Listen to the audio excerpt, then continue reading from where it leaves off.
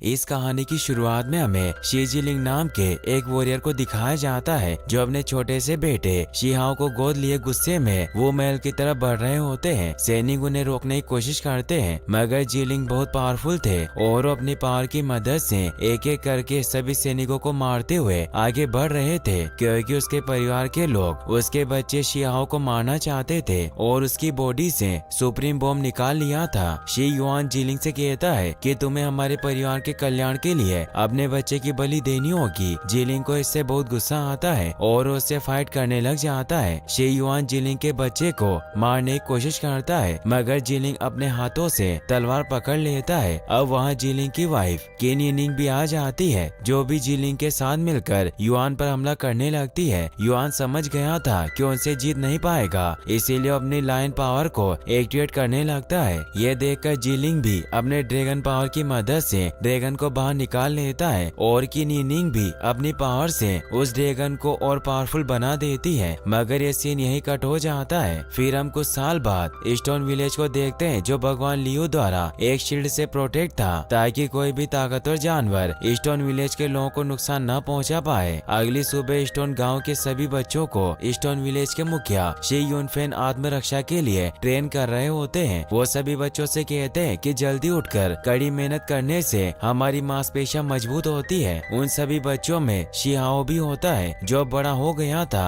और वो काफी फुर्तीला और मेहनती था क्योंकि जब मुखिया उस पर वार करते तो उनके वार को संभाल लेता मगर जब वो जोंग बाओ पर हमला करते हैं तो उनके वार को संभाल नहीं पाता और नीचे गिर जाता है। इसीलिए मुखिया उसे कहते हैं कि भले शिहाओ तुमसे उम्र में छोटा हो लेकिन वो सबसे मेहनती है। शिहाओ जोंग बाओ का मजाक उड़ाता है। मुखिया सभी बच्चों को बताते हैं कि हमारे आसपास का जंगल काफी बड़ा और असीम है जहाँ कई प्राचीन जानवर निवास करते हैं इसीलिए अगर तुम सभी मेहनत नहीं करोगे तो उन जानवरों से नहीं लड़ पाओगे। फिर हमें स्टोन विलेज के शिकारी योद्धाओं को दिखाया जाता है जो छिपकर दो सर वाले अग्नि गेंडे पर नजर रख रहे थे ताकि उसका शिकार कर सके। आशान शिकारी दल के मुखिया शी लिंगू से कहता है कि एक गेंडा कई महीनों तक हमारे गाँव की खाद्य आपूर्ति को पूरा कर सकता है और हम बच्चों के औषधीय स्नान के लिए इसके सार का इस्तेमाल कर पाएंगे। ये कहकर वो उस गेंडे पर हमला करने के लिए जाता है मगर वो गेंडा लात मारकर उसे दूर फेंक देता है। ये देखकर शी लिंगू अपने सभी साथियों के साथ मिलकर उस गेंडे पर हमला करने लग जाते हैं और अपने परसे से उसे नीचे गिरा देता है। शी लिंगू सभी से कहता है कि गेंडा मरने वाला है। सब एक साथ मिलकर हमला करने लगते हैं मगर तभी वहाँ ब्लू स्केल ईगल भी उस गेंडे का शिकार करने आ जाती है। गेंडा अपनी फायर पावर से उस पर हमला करता है मगर उसे अपने पंजों में दबाकर ले जाने लगती है। ये देखकर आशान बहुत हैरान होता है कि ब्लू ईगल उनके इलाके में कैसे आ गई क्योंकि वो कभी इस इलाके में शिकार करने नहीं आती थी। ईगल उस गेंडे को मारने के लिए जमीन पर रगड़ती है जिससे जमीन पर आग लग जाती है। शी लिंगू अपने सभी साथियों के साथ छिपा होता है ताकि ईगल उन्हें देख न सके मगर जब शी फेजियाओं के पाँव में आग लगती है तो जोर से चिल्लाने लगता है जिससे ईगल को उन सभी की मौजूदगी का पता चल जाता है और वो शी फेजियाओं पर हमला करने के लिए आती है। आशान शी लिंगू से कहता है कि मैं ईगल का ध्यान भटका लूंगा और वो ईगल को अपनी तरफ बुलाकर वहाँ से भागने लगता है जिससे शी लिंगू अपने साथियों के साथ उसे मारने के लिए उसके पीछे भागने लगता है। तभी वहाँ ज्वालामुखी विस्फोट होने लगता है और ज्वालामुखी से आग के गोले निकलते हैं जिससे सब लोग बचकर भागने लगते हैं। ईगल भी वहाँ से भाग जाती है। फिर हमें कुछ समय के बाद का सीन दिखाया जाता है जहाँ शी लिंगू अपने साथियों के साथ उस मरे हुए गेंडे को लेकर स्टोन विलेज पहुंच जाता है। उन्हें देखकर मुखिया और सभी बच्चे बहुत खुश होते हैं। शी लिंगू सभी को बताता है कि पर्वत देवता क्रोधित हुए और उन्होंने ईगल को डरा दिया जिससे हम इस गेंडे का शिकार कर पाए। सभी बच्चे अपने अपने पिता के पास जाते हैं। ये देखकर शियाओ दुखी हो जाता है क्योंकि उसके माता पिता उसके पास नहीं थे। शी जिलिंग और किन यिनिंग उसे स्टोन विलेज छोड़कर चले गए थे। शियाओ दुखी होकर बैठ जाता है और अपने मोम डैड को याद करने लगता है। मुखिया यूनफेंग उसके पास आते हैं। मुखिया को देखकर शियाओ पूछता है कि मेरे माँ और पिताजी वापस कब आएंगे तो यूनफेंग उसे बताते हैं कि अब नहीं आएंगे, वो हमसे काफी दूर चले गए हैं। शियाओ कहता है कि क्या वो मुझे नहीं चाहते। यूनफेंग कहते हैं कि तुम उन्हें बहुत पसंद हो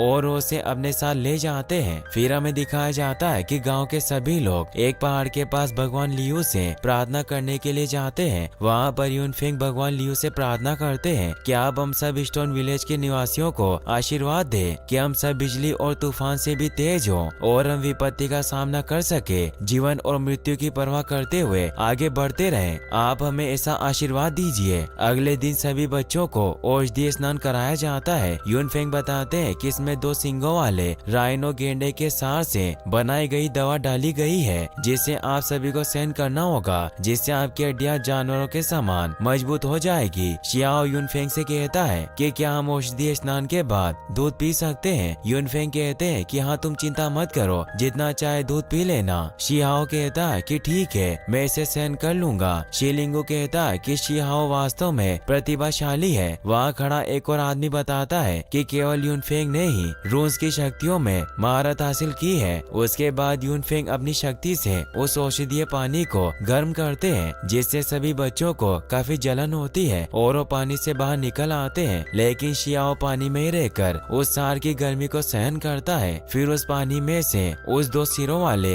गेंडे का सार निकलता है। यूनफेंग शियाओ से कहते हैं कि तुम इसे ग्रहण करो। शियाओ से ग्रहण करता है। उसे ग्रहण करते ही उसकी बॉडी का ताप बढ़ जाता है और उसमें गेंडे की पावर आ जाती है। वो उस भट्टी से बाहर निकलकर उसे अपने हाथों से ऊपर उठा लेता है। यह देखकर सभी लोग आश्चर्यचकित हो जाते हैं। यूनफेंग कहता है कि इस बच्चे से उम्मीद नहीं थी। इसकी बॉडी की तुलना पुराने युवा जानवरों से की जा सकती है। शियाओ यूनफेंग से पूछता है कि मैं अब दूध पी सकता हूँ? यूनफेंग कहते हैं कि तुम जितना चाहे उतना दूध पी सकते हो। फिर सभी बच्चे शियाओ के पास जाते हैं और कहते हैं कि तुम बहुत असाधारण हो, तुम ये कैसे करते हो? मगर जोंगबाओ को इससे जलन होती है क्योंकि उसे पसंद नहीं करता। उसके बाद शियाओ भगवान लियू को दूध चढ़ाता है और कहता है कि मेरा पसंदीदा दूध है, आप इसे पी सकते हो। साथियों ने ये भी कहता है कि परिवार के मुखिया यूनफेंग कहते हैं कि आपने स्टोन विलेज की रक्षा के लिए बलिदान दिया और मेरे माता पिता भी इसी गांव में रहते थे।